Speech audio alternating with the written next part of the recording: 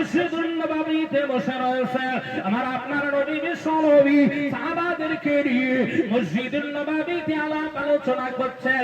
সঙ্গে আছেন হযরতে সিদ্দিক আকবর, সঙ্গে আছেন হযরতে ওমর, সঙ্গে আছেন হযরতে আবু বকর, হযরতে আলী, হযরতে উসমান, এরকম বিশিষ্ট কিছু সাহাবারা তারা এমনি করে মসজিদুন নববীতে আমার আপনার রাসূলের সামনে বসে রয়েছেন।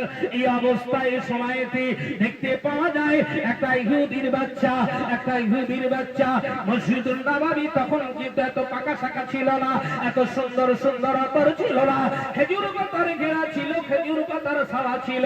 এই এক কোনায় দাঁড়িয়ে দাঁড়িয়ে এই ইহুদির বাচ্চা দাঁড়িয়ে দাঁড়িয়ে প্রস্রাব করছে। হযরত ওমর ছিলেন খুব রাগী মানুষ, কারণ হযরত ওমর যে রাস্তা দিয়ে একবার চলতেন শয়তান 40 দিন ওই রাস্তা দিয়ে যেত না। ভয়ঙ্কর মানুষ ছিলেন হযরত ওমর ইবনে খাত্তাব রাদিয়াল্লাহু তাআলা। রাসূল বললেন আমি নবী, শেষ নবী, আমার বাদে যে তো নবী হতো সে হতো হযরত ওমর। একবার জোরে বলি সুবহানাল্লাহ। খলিফাতুল মুসলিমিন ওই ইহুদি বাচ্চার কাণ্ড কারখানা দেখে তার বাড়িটা খাট থেকে বার করেছে। ইয়া রাসূলুল্লাহ, ইয়া হাবিবাল্লাহ, ও মসজিদে প্রস্রাব করেছে, কে কেটে দুটো করে দেবো। রাসূল বললেন থামো, এই ওমর কি করছো? ওর প্রস্রাবে ব্যাঘাত ঘটিও না, কারণ ও প্রস্রাব করতে করতে যদি ব্যাঘাত পায়, প্রস্রাব আটকে গেলে রোগ হতে পারি, ওর প্রস্রাব ক্লিয়ার হতে দাও। কোন নবী, কি আদর্শ! অঙ্গ কোন ধর্মের প্রতি আঘাত করেছিস দেখলে? কার আদর্শের কথা বলছি, কার চরিত্রের কথা বলছি? অপদার্থ মূর্খ সমাজের মানুষ তোকে বাদরের মতো সম্মান নিয়ে না যাচ্ছে, তুই উত্তাল বাদরের মতো নেচে বাদরের মতো বিলাপ করে চলেছিস। মুসলমানকে দমাতে পারবি না, মুসলমানদের সঙ্গে আল্লাহ আছে। ঠিক না বে ঠিক? এই ঠিক না বে ঠিক? মুসলমানদের সঙ্গে আল্লাহ আছে। আমার আপনার নবী বিশ্বনবী সরওয়ারে কায়নাত দর তাজদারে মদিনা আহমদুল মুস্তাফা নবী মুহাম্মদ রাসূলুল্লাহ সাল্লাল্লাহু আলাইহি ওয়াসাল্লাম এমনি করে হযরত ওমর ইবনে খাত্তাব রাদিয়াল্লাহু তাআলা আনহু হুজুরকে ডাক দিয়ে বলেছিলেন, আমি নবী মানা করে দিলাম, আমি রাসূলুল্লাহ নিষেধ করে দিলাম, আমি হাবিবুল্লাহ জানিয়ে দিলাম, খবরদার খবরদার ওই বাচ্চাটার প্রস্রাবে ব্যাঘাত ঘটাবে না, ওই বাচ্চাটাকে প্রস্রাব ক্লিয়ার করতে দাও।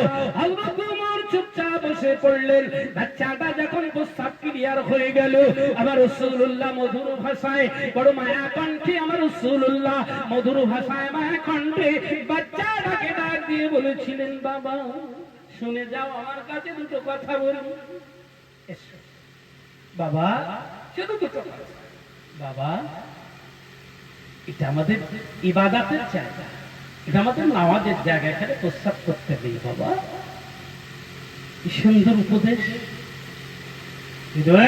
এখানে প্রস্রাব করেছিস কেন? তোর একদিন কি আমার একদিন, ডাক করবা কেন? কিন্তু না, দয়ার নবী ওমা আরসালনাকা ইল্লা রাহমাতাল লিল আলামিন।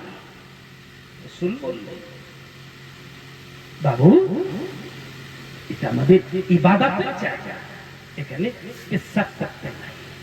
সঙ্গে সঙ্গে বাচ্চা দুটো রাসূলুল্লাহর কদম মোবারক জড়িয়ে ধরেছে, বাচ্চাটা কদম মোবারক জড়িয়ে ধরেছে। এই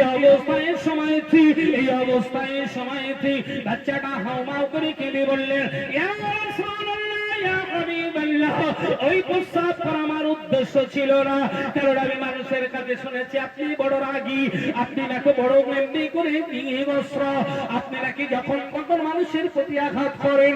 ইয়া রাসূলুল্লাহ, ইয়া হাবিবাল্লাহ, তাই আমি জীবনের সাহসিকতায় মসজিদে নববীতে প্রস্রাব করেছি আপনার সামনেই।